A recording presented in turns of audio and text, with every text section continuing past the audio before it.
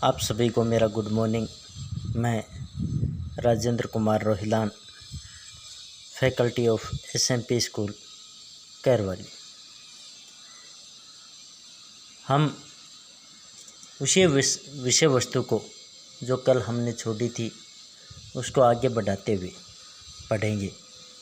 हमने जो कल तक वाक्य के प्रकार पढ़े थे वो रचना के आधार पर थे। रचना के आधार पर वाक्य 3 प्रकार के होते हैं। पहला हमने उसमें पढ़ा सरल वाक्य, दूसरा पढ़ा संयुक्त वाक्य, तीसरा पढ़ा मिश्रित या मिश्र वाक्य। उन सभी की हमने अपनी अपनी पहचान देखी कि सरल वाक्य की क्या पहचान होती है, संयुक्त वाक्य की क्या पहचान होती है और मिश्रित या मिश्र वाक्य की क्या पहचान होती है। सरल वाक्य के बारे में हमने पढ़ लिया था कि जिस वाक्य में एक ही कर्ता, एक ही क्रिया और एक ही विधेय मौजूद होता है वहाँ पर कौन से वाक्य होते हैं? संयुक्त वाक्य। वो सभी वाक्य ये जो हमने पहले पढ़े थे वो सारे रचना के आधार पर थे, यानी रचना के आधार पर 3 प्रकार के। उसमें पहला संयुक्त सरल वाक्य था, उसमें एक ही कर्ता, एक ही क्रिया और एक ही विधेय, यानी कर्ता के द्वारा सिर्फ एक ही काम जिस वाक्य में किया जाए। दूसरा हमने पढ़ा था संयुक्त वाक्य, जिसमें 2 अलग अलग वाक्य होते हैं, दोनों अपने अर्थ की दृष्टि से क्या होते हैं? स्वतंत्र होते हैं। दोनों अपना अर्थ प्रकट करने में एक दूसरे पर निर्भर नहीं रहते हैं, वे स्वतंत्र होते हैं, लेकिन दोनों के बीच में समुच्चय बोधक शब्द हमें देखने को मिलते हैं। कल हमने पढ़ा मिश्रित या मिश्र वाक्य। मिश्रित या मिश्र वाक्य, इसमें एक प्रधान उपवाक्य होता है, एक आश्रित उपवाक्य होता है। प्रधान उपवाक्य आश्रित उपवाक्य के बिना पूर्ण नहीं होता है और आश्रित उपवाक्य हमेशा प्राय, कि, जो, जिसे, यदि इन योजकों के द्वारा क्या होता है? जुड़ा हुआ होता है। आज हम उसी क्रम को आगे बढ़ाते हुए पढ़ेंगे। आज हम पढ़ेंगे वाक्य के प्रकार, लेकिन वो वाक्य के प्रकार आज हम पढ़ेंगे वाच्य के आधार पर, यानी वाच्य के आधार पर कितने प्रकार के होते हैं। वाच्य हमने पहले भी पढ़ लिए थे, इसीलिए मैंने वाच्य आपको पहले पढ़ाया था, जिससे कि आपको इसमें समझ आ सके। आज हम पढ़ेंगे वाच्य के आधार पर कितने प्रकार के होते हैं। वाच्य के क्रिया के आधार पर यानी क्रिया के आधार पर वाक्य कितने प्रकार के होते हैं? 3 प्रकार के होते हैं। हमने पहले जो पढ़े थे वो थे रचना के आधार पर, आज है क्रिया के आधार पर। पहला होता है उसमें कर्तवाच्य। जब वाक्य में क्रिया का संबंध कर्ता से होता है, यानी जब वाक्य में क्रिया का संबंध किससे होता है? कर्ता से होता है, और क्रिया के लिंग, वचन, कारक, कर्ता कारक के अनुसार ही प्रयोग होते हैं। यानी जब वाक्य में क्रिया कर्ता के अनुसार बदले और उसमें जो लिंग, वचन, काल होते हैं वो कर्ता के अनुसार प्रयुक्त हो, तो वो कौन सा वाच्य होता है? कर्तवाच्य होता है।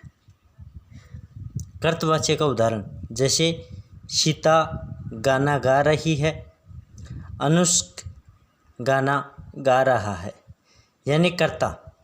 देखो इसमें स्त्री है तो क्रिया भी क्या है? स्त्रीलिंग। दूसरे में अनुष्क पुल्लिंग है, तो क्रिया भी क्या है, पुल्लिंग है। यानी जब वाक्य में कर्ता के अनुसार क्रिया परिवर्तित होती है तो वहाँ पर कौन सा वाच्य होता है, कर्तवाच्य होता है। दूसरा,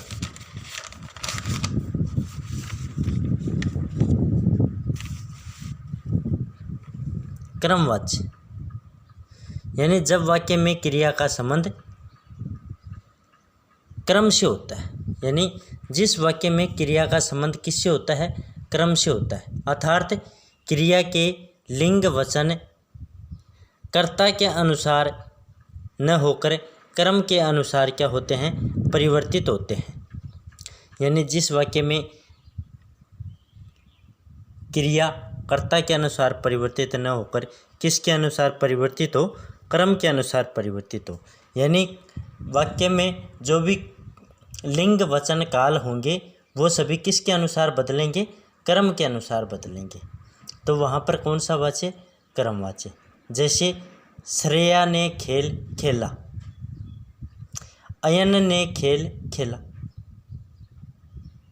अगर यह कर्तवाच्य होता,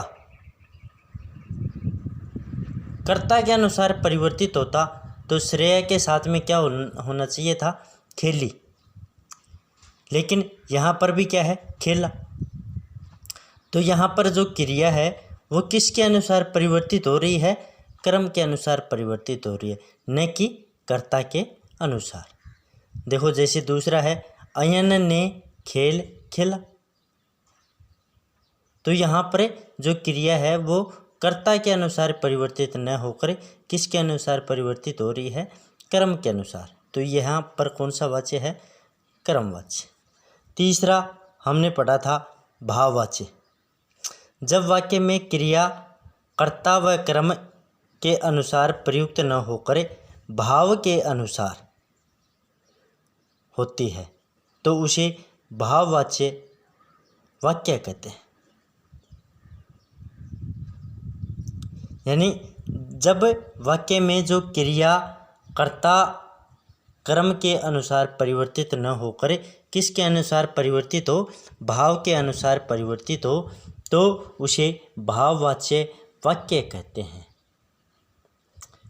जिसमें कर्ता के अनुसार परिवर्तित हो उसे कर्तवाचक वाक्य, जिसमें क्रम के अनुसार परिवर्तित हो उसे क्रमवाच्य वाक्य, और जिसमें कर्ता और क्रम के अनुसार परिवर्तित न होकर किसके अनुसार परिवर्तित हो, भाव के अनुसार।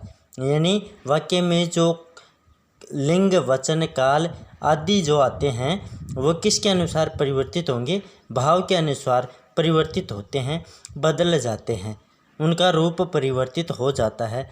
तो वो वाक्य कौन से कहलाते हैं, भाववाच्य वाक्य।